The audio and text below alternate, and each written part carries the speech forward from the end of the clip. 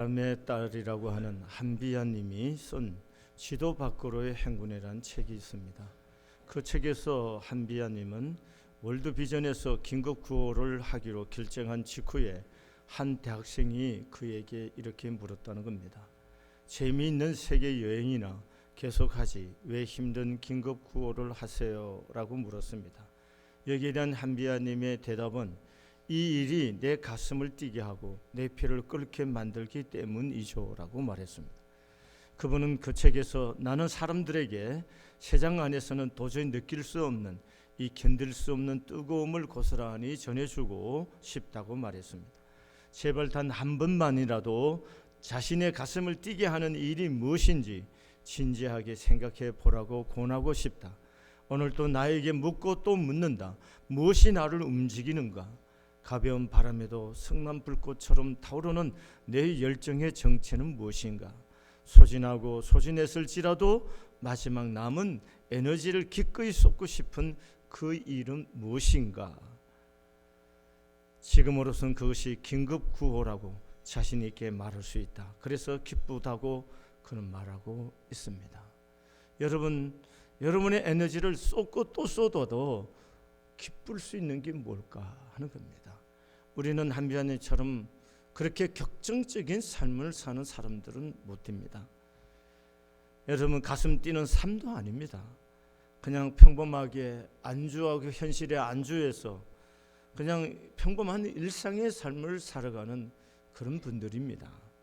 그러나 여러분과 제가 그리스도인이라면은 오늘 본문의 말씀에 우리는 귀를 기울여야 합니다. 여러분, 우리가 선교사로 나가서 삶에 아주 격전지에 있는 그런 사람이 아니더라도 모든 그리스도인이라면은 여러분과 제가 오늘 이 말씀에 귀를 기울여야 되는데, 왜냐하면 이렇게 말합니다. 그런즉 이렇게 말합니다. 그런즉 여러분과 저를 향해서 말합니다. 그런즉 너희가 어떻게 행할지를 자세히 주의하여서 지혜 없는 자 같이 말고 지혜 있는 자 같이, 이렇게 말합니다. 그런즉 너희는 어떻게 행할지를 주의하여 지혜 없는 자 같이 말고 지혜 있는 자 같이 주의 자 같이 행하라, 이렇게 말하고 있습니다. 지혜로운 사람답게 살라는 얘기죠. 그리스도인이, 여러분, 우리가 어떤 삶의 자리에 있든 간에 그리스도인이라면 그리스도인으로서 지혜 있게 살아야 된다는 것입니다. 그럼 지혜 있게 사는 삶이란 게 뭐냐? 그것이 오늘 16절에 말합니다. 세월을 아껴라, 때가 악하니라, 이렇게 말씀하고 계십니다. 여기에 세월을 아끼라 이렇게 말을 하고 있습니다. 그래서 소펜하우라는 분은 이렇게 말합니다. 평범한 사람은 시간을 소비하고 재능이 있는 사람은 시간을 이용한다, 이렇게 말합니다. 지혜로운 사람은 시간을 사용합니다. 어리석은 사람은 시간은 항상 있는 줄 안다는 것입니다. 그래서 시간을 낭비한다, 이렇게 말하고 있습니다. 시간이라는 것은 선이 아니고 점이라는 겁니다. 점이 이어져서 선을 이루는 겁니다. 그래서 같은 시점이라는 것은 없는 것입니다. 어제는 오늘이 아니고요, 오늘은 내일이 아닙니다.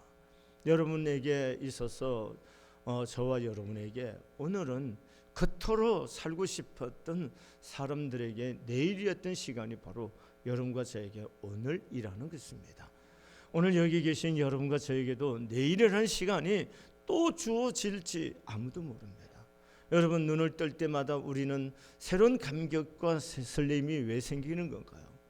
여러분, 지난 한밤에 내 인생에 어떤 일이 일어날지 아무도 모르는데, 그런데 지난 밤도 잠을 잘 자고 밝은 태양을 보고 신선한 햇살과 공기를 마실 수 있는 이것 자체가 인생의 은혜이고 기쁨이고 행복이기 때문에 그렇습니다. 사랑하는 교회 여러분, 오늘은요, 어제와 정말 전혀 다른 새날을 하나님께서 여러분과 저에게 주어진 겁니다. 그렇기 때문에 이 세월을 아끼라는 겁니다. 그런데 여기서 세월이라는 말을 할 때, 세월은요,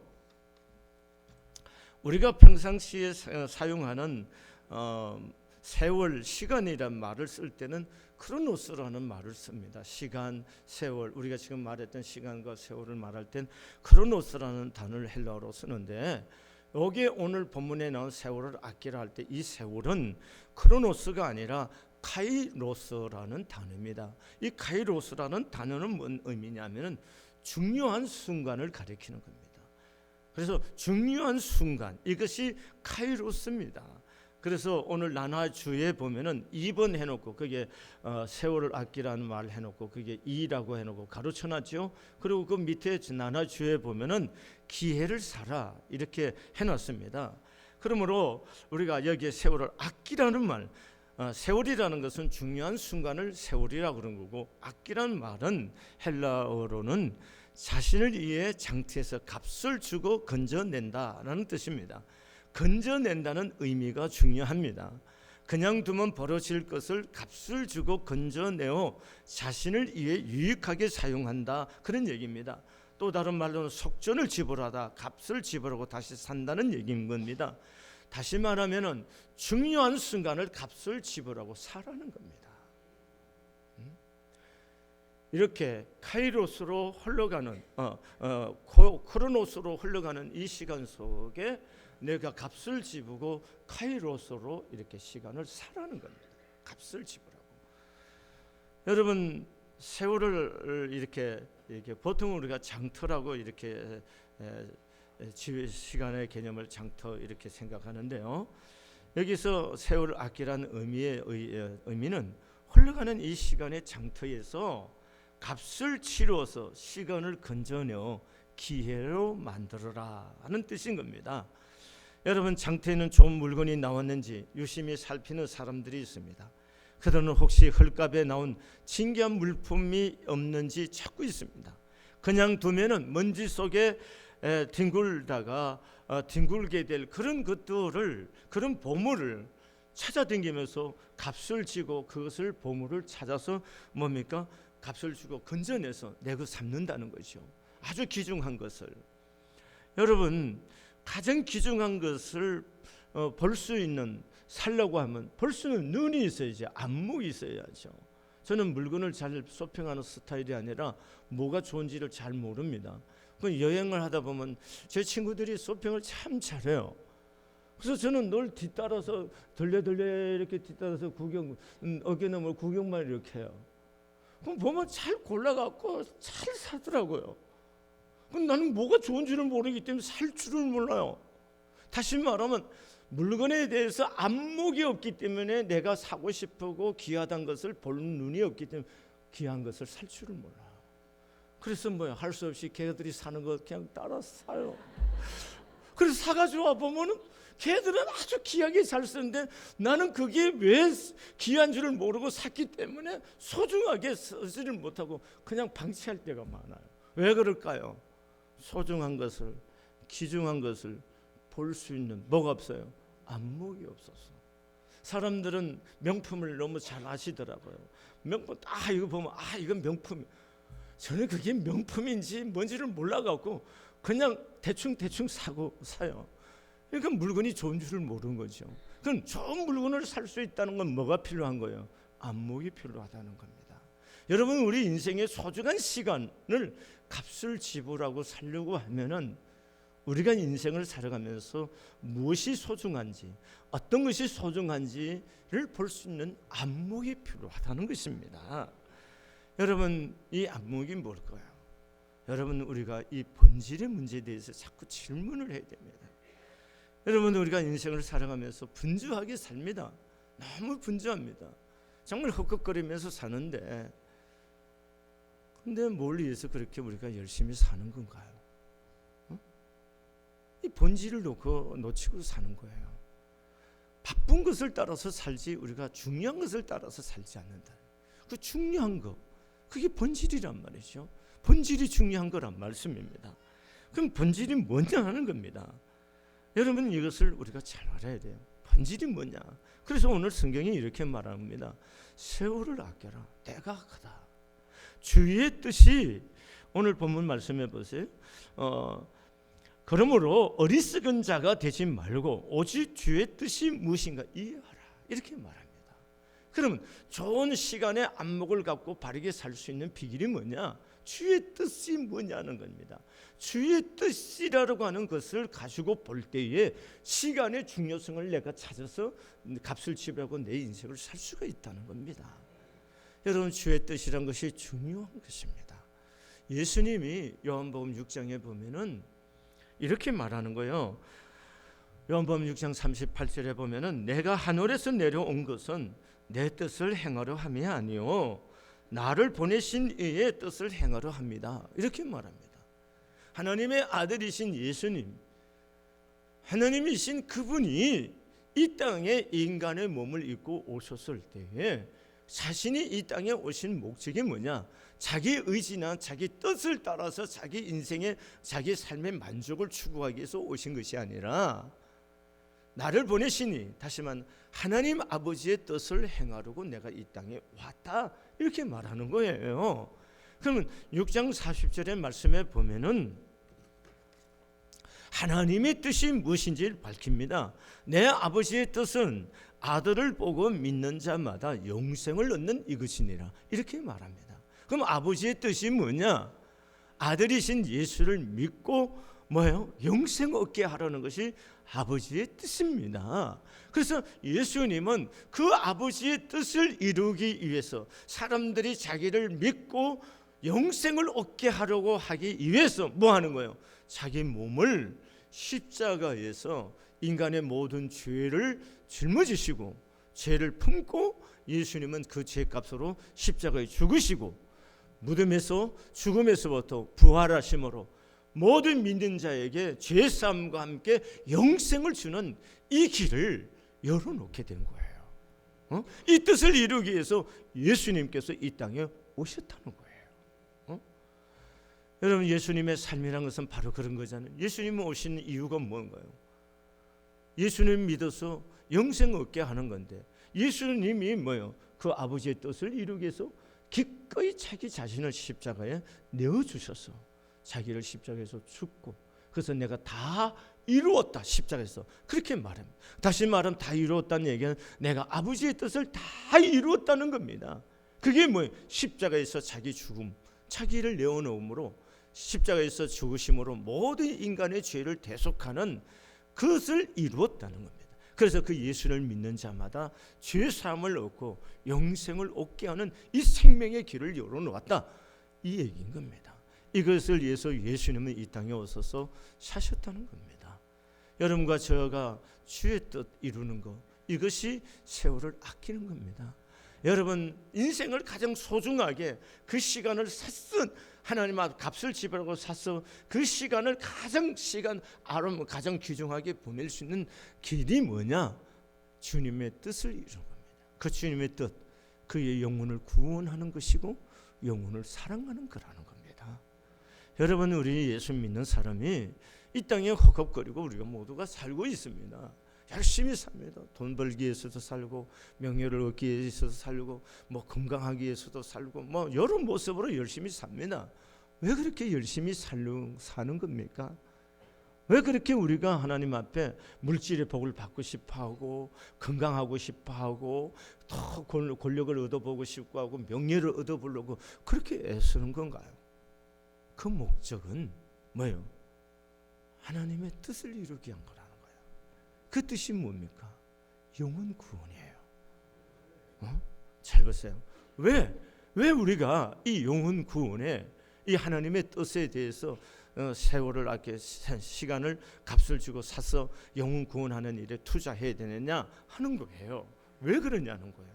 에베소서 2장의 말씀이 이런 거예요. 본질상 우리는 누구냐면 진노의 자식이라는 거예요.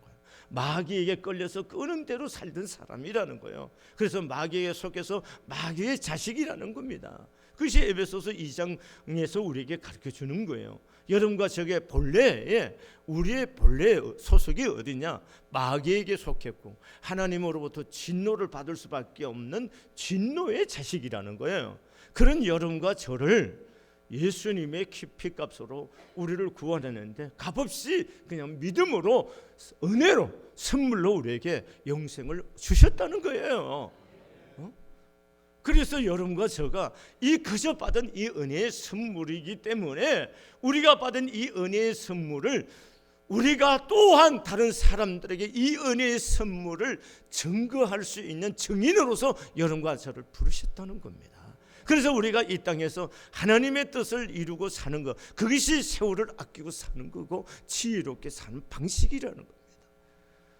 여러분, 시간이 우리를 그렇게 기다려주지 않습니다. 이렇게 돌이켜보니까 저는 아직도 젊은 것 같은데 벌써 한갑이 지났습니다. 제가 40대 생각 한갑 지난 사람은 꼰대라고 합니다. 저 꼰대, 그 꼰대가 제가 꼰대가 된 겁니다. 시간이 이렇게 무심하게 아주 총알같이 지나가는 거예요.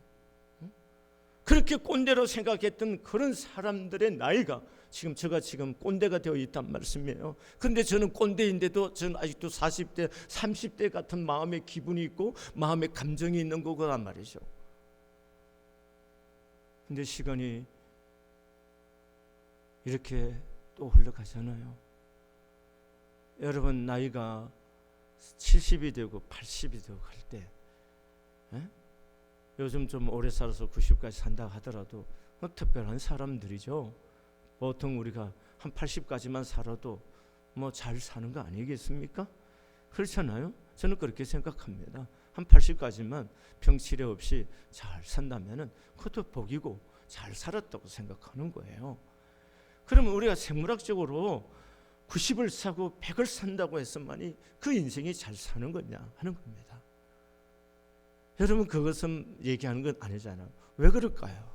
우리의 삶이 여기서 다 끝나는, 생물학적으로 살아서 끝나는 시간이 우리 인생의 모든 끝이라고 하면은 죽기 살기로 그렇게 살아야 되겠지만, 그리스도인 여러분과 저는, 오늘 예수 그리스도의 피값으로 구원받은 여러분과 저는 우리의 눈을 들어서 보아야 할 곳이 있는데 그게 어디예요? 하나님의 나라라는 겁니다. 그 하나님의 나라를 바라보고 우리는 그 하나님의 나라를 추구하고 가고 있는 사람들이기 때문에 그 하나님의 나라가 내 안에 들어온 사람들은 그 눈으로 보면은 지금 여기를 어떻게 살아야 될 것인가 하는 지혜가 오는 거예요. 여러분의 하나님의 나라가 여기 와 있습니까? 그 하나님의 나라로 여러분 세상을 바라보고 여러분 자신을 한번 바라보세요. 그러면 내가 어떻게 내 남은 시간들을 하나님 앞에서 소중한 값을 치러가면서 소중한 시간으로 만들 것인가 하는 것이 답이 나오는 것입니다. 그래서 인생의 지혜를 가졌던 모세가 시편에서 말합니다. 내 인생의 남은 날들을 계수할 수 있게 해달라고, 알게 해달라고 하는 겁니다. 여러분과 저의 남은 날들을 하나님 앞에 구하면서 내 남은 날들을 하나님 앞에 어떻게 지혜롭게 사느냐는, 그 지혜가 세월을 아끼는 건데, 그 세월을 아낌이 뭐냐? 값을 지불하고라도 그 시간들을 소중하게 만들어야 된다는 거예요. 그럼 소중하게 만드는 시간이라는 게 뭐냐는 거예요. 그게 주의 뜻을 이루는 것인데, 그 주의 뜻은 바로 영혼을 구원하는 것이라는 겁니다. 그리고 영혼을 사랑하는 것입니다. 여러분과 제가 이 세상의 존재 이유가 바로 그런 겁니다. 이 존재 이유를 분명히 붙들고 있을 때에 왜 내게 건강이 필요한지를, 왜 내게 하나님이 저 물질이 필요한지를, 내게 왜 필요한 명예가 필요한지를 하나님 앞에 당당하게 뜻을 세워서 구할 수가 있게 되는 거예요. 왜 돈이 필요하십니까? 왜 건강이 필요하신가? 이 영혼 구원을 위해서. 이 영혼 구원을 위해서. 우리가 이 영혼 구원을 위해서 선교사처럼 다 선교사로 가야 되느냐? 그렇지 않습니다. 여러분, 우리가 일상의 평범한 삶을 살더라도 우리에게 있어서 중요한 것은 우리의 입을 열어 그리스도를 증거하는 것, 그래서 한 영혼이라도 그리스도를 만나게 해주는 것, 이것이 우리가 가져야 할 하나님의 사람이 만들어야 할 시간들이라는 것, 그것만이 하나님의 나라에서 가장 소중한 시간이 된다는 것입니다. 그러면 우리가 그 주의 뜻, 영혼 구원을 하기 위해서 어떻게 해야 되느냐 하는 거예요. 그것이 오늘 성경에서 술 취하지 말라, 이는 방탕한 것이니 오직 성령의 충만함을 받아라, 이렇게 말하는 겁니다. 술이라는 것은 그리스도인에게서 영성 생활에 아주 지극한 장애라는 것을 이해하셔야 됩니다. 여러분, 술을 술을 여러분 어젯밤까지 혹시 마셨다 하더라도 여러분이 진정으로 저와 여러분이 성령으로 쫓아서 살려고 하면은 이 술을 우리가 멀리하지 않고는 성령의 충만한 삶은 살 수가 없다는 겁니다. 영성생활에 장애가 되고 방해가 된다는 사실을 명심해야 되는 겁니다. 성령 충만만이 주의 뜻을 이루며 살 수가 있는 것입니다. 여러분, 하나님의 나라가 내 안에 들어와서 있지 않는 사람이 어떻게 주의 뜻을 이루며 살겠습니까? 그 하나님의 나라가 내 안에 들어와서 그 하나님의 나라를 이루며 살고자 하는 그 살 수 있는 비결이 바로 성령 충만이라는 겁니다. 성령 충만은요, 무슨 신비한 것으로 생각하면 안 돼요. 그래서 성령 충만을 받으라는 것은 현재 계속적인 진행형이 있는 거예요. 한 번만 성령 충만한 거 아닙니다. 어제 성령 충만했기 때문에 오늘 성령 충만한 것이 아니에요. 이 사건에 성령 충만해서 하나님 뜻을 이루었다고 해서 저 사건에도 성령 충만한 것은 또 아니에요. 그때 매 순간순간 매 사건마다 성령의 도우심을 구하고 성령 안에 다스림을 받는 거, 이게 성령 충만이에요. 이런 영적인 성령의 은혜 안에 거해야 돼요. 성령이 나를 지배하고 다스려질 때만이 우리가 주의 뜻을 이룰 수 있는 사람들이 되는 겁니다. 주의 성령이 내 안에 있을 때 강하고 담대해지는 거죠. 그리고 지혜하고 총명하고 내 입술의 말이 하나님께서 들어서 쓰셔 나도 모르는 지혜가 지혜롭게 말해 나오고 나도 모르게 마음이 담대해지고, 그래서 예수 그리스도가 주님이시다고 고백하고 증거할 수 있는 그런 사람들이 될 수가 있는 것입니다. 여러분들이 진정으로 거듭났습니까? 거듭났다면 오늘 성경이 거듭난 하나님의 사람들이 어떻게 살아야 되냐에 대해서 지금 말씀하면서, 그래서 너희는 이렇게 말하는 겁니다. 그래서 우리가 성령 충만할 때만이 하나님의 뜻인 영혼 구원을 이루어가고 영혼을 사랑하며 살 수 있게 될 줄로 믿습니다. 그러면 우리가 성령 충만하냐 안 하냐 어떻게 알 수 있느냐? 성령 충만하면요, 오늘 성경 본문 말씀대로만 보면은 우리가 성령으로 충만하면요 그냥 기쁨이 넘칩니다. 성령 충만한 사람의 증거가 뭐냐?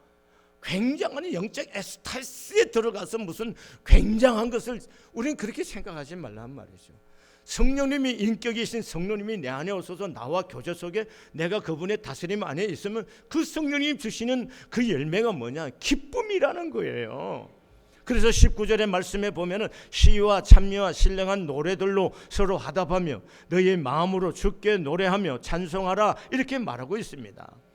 화답하며 노래하며 찬송하며 라는 단어는 모두 현재 분사로 되어 있습니다. 계속적으로 그렇게 하라는 것입니다. 그래서 기쁨이 충만하기 때문에 찬송이 절로 나오는 거죠. 찬송이 나옵니다. 그럼 찬송은요 기쁘기 때문에만 부르는 거 아니에요. 여러분과 제가 찬송을 억지로도 찬송을 부르면은 희한한 것은요 기쁨이 와요. 성령이 내 안에서 충만함을, 성령의 내주함을 경험하고 내 안에서 성령의 교제를 찬송 가운데 경험하게 되는 거예요. 그러므로 성도는 기쁘든지 안 기쁘든지 상관없이 찬송 생활을 하면은 성령과의 새로운 교제를 통해서 기쁨이 내 안에서 회복되는 것을 볼 수가 있습니다. 두 번째로는요, 성령이 충만한 사람, 성령의 교제 속에 있고 다스림 속에 있는 사람, 모든 일에 감사가 넘치는 겁니다. 그게 20절이 말합니다. 범사의 우리 주 예수 그리스도의 이름으로 항상 아버지 하나님께 감사하며 라고 말하고 있습니다. 왜 감사해야 됩니까? 감사하는 것은 의미를 창조하는 것입니다. 감사하는 것은 생산적입니다. 여러분 감사할 때 내 마음이 어때야 돼요? 기쁩니다. 감사하면 내 말을 듣는 사람들도 함께 기뻐지는 겁니다. 여러분, 내가 만일 감사 대신에 원망과 불평을 한다고 합시다. 원망하고 불평하고 있는 동안에 내 안에 있는 능력이 점점점 축소된다는 것을 아십니까? 여러분, 내가 원망하고 불평하면 내 안에 있는 상상력과 창의력이 점점점 줄어듭니다. 내가 원망하고 불평하고 있는 동안에 하나님 주신 내 안에 주신 지혜가 점점점 작아져 가고 있다는 거 혹시 아십니까? 그럴 뿐만 아니라 마음이 어두워져 가는 겁니다. 누군가를 향해서 원망하고 불평해 보세요. 마음속에 분노를 품고 원망하고 있는 동안에 내 마음은 어둠에 가득 차서 모든 걸 다 잊어버리게 되는 겁니다. 그 모든 좋은 것들, 사랑스럽고 행복했던 그 모든 것이 다 아웃되고 뭐요? 오직 마음속에 어두움만 가득 차 있게 되는 거예요. 왜 그럴까요? 마음의 그 순간에 성령의 뭐요? 도우심을 받지 않기 때문에 그런 겁니다. 사건과 문제가 있어서 문제가 아니에요. 올시다. 문제는 사건과 문제가 있더라도 내가 성령과 그 순간에 성령의 교제 속에 성령의 다스림을 받는다면은 그 사건과 그 문제와 그 사람은 내게 의미 없는 거예요. 그냥 나에게 또 다른 축복의 통로의 디딤돌이 될 뿐이지 그게 내 인생의 걸림돌이 되지 않는다는 겁니다. 여러분, 이것을 깨달아 가지 않는 한 해는 믿음의 삶을 깊이 있게 해갈 수가 없습니다. 이걸 아셔야 됩니다. 누구 때문인 건가요? 어떤 사건 때문인가요? 그렇지 않습니다. 그 사건과 그 일이 도리어 나에게 디딤돌이 될 수 있어요. 하나님이 나에게 이렇게 하라는 것보다 깨달음이 되어질 수 있고 지혜가 될 수 있는데 그것을 분노로 우리가 반응하기 시작하면 뭐예요? 원망과 불평이 되면은 내 안의 마음이 어두워지고 지혜가 어두워지고 여러분 상상해 그 모든 좋은 것들이 다 아웃이 되고 어둠만 캄캄하고 여러분 적개심만 생기게 되는 거예요. 이걸 아셔야 되는 겁니다. 그러므로 우리가 매 순간순간이 뭐예요? 매 사건마다 성령의 교제 속에서 성령의 은혜를 입고 성령의 도우심을 구하고 그분 안에 거하는 은혜를 구해야만 될 줄로 믿습니다. 그 다음에 여러분 오늘 20일 서로 피차에 복종하라 이런 말씀이 나오고 있어요. 성령 충만하면 하나님 주님의 뜻에 기꺼이 순종하게 됩니다. 여러분 그랬어요.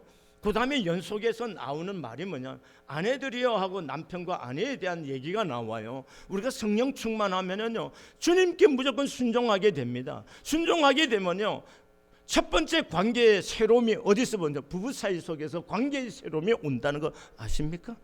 성경의 질서가 그렇게 되어 있는 거예요. 성령 충만하면은 인간 관계의 첫 번째가 누굽니까? 부부예요. 그 부부 사이 속에 새로운 질서가 생기는 거예요. 그것이 성령 충만인 겁니다. 이 눈이 성령 충만이 좀 아내를 보는 눈이 새로워지고 남편을 보는 눈이 새로워지는 겁니다. 제 남편이 존경받을 만해서 존경하는 거 아니에요. 하나님이 지어진 세우신 질서이기 때문에 존중하는 거예요. 여러분이 이쁘고 세련되고 멋있어서 사랑하는 거 아니에요. 여러분이 내 몸으로 주신 아내이기 때문에 사랑하는 거예요. 이것이 성령이 오셔서 다스림 받는 사람들, 성령 충만한 사람들이 경험하는 은혜라는 거예요. 이걸 아셔야 되는 거예요. 교회 여러분, 우리 인생이 기다림이 없잖아요. 시간이란 건 이제 기다려주는 거 아니지 않습니까? 이제 이렇게 흘러가는 이 시간 속에 여러분과 제가 하나님의 나라를 보면서 지금 이 시간들을 가장 소중하게 값을 지불하면서 여러분의 것으로 하나님 나라에 상 받는 사람으로서의 시간을 여러분들이 쓸 수 있는 하나님의 사람들이 될 수 있기를 바랍니다. 그래서 여러분과 제가 아버지의 나라 갔을 때 하나님, 저 집사님 제가 전도해서, 저 장로님 제가 전도한 거 아시죠? 주님 앞에 이런 자랑스러움이 생길 수 있는 그런 은혜가 여러분과 저의 사는 날 그렇게 이루어질 수 있기를 진심으로 소원합니다. 기도하시겠습니다. 하나님 우리 아버지, 우리가 지혜 있는 삶을 살라고 이렇게 말씀이 우리에게 부탁하고 명령하고 있는데 미련하고 지혜가 없어서 하나님의 뜻이 무엇인지도 분별하지 못하고 시간을 낭비하고 소중한 시간들을 소멸하고 사는 무지를 용서해 주세요. 하나님 아버지, 우리에게 주어진 하나님 예수 그리스도의 생명을 통해서 우리 안에 들어온 하나님의 나라를 바라보면서 지금 여기에 시간들을 가장 소중하게 값을 지불하여 사서 하나님과 사람 앞에 존귀해지는 삶을 사는 저희들이 되어질 수 있도록 이끌어 주시옵고, 우리 성안교회가 시간을 낭비하지 않고 하나님 앞에서 영혼 구원을 위해서 교회가 해야 할 일들, 이 본질의 일들을 추구하고 헌신하고 아버지 매진해 갈 수 있도록 은혜를 주시고, 우리 온 당회와 재직회와 우리 모든 성도들과 기관이 이 사명을 감당하기 위해서 일체가 되고 한 마음이 될 수 있도록 은혜를 더하여 주시옵소서. 예수님의 거룩하신 이름으로 기도드렸습니다. 아멘.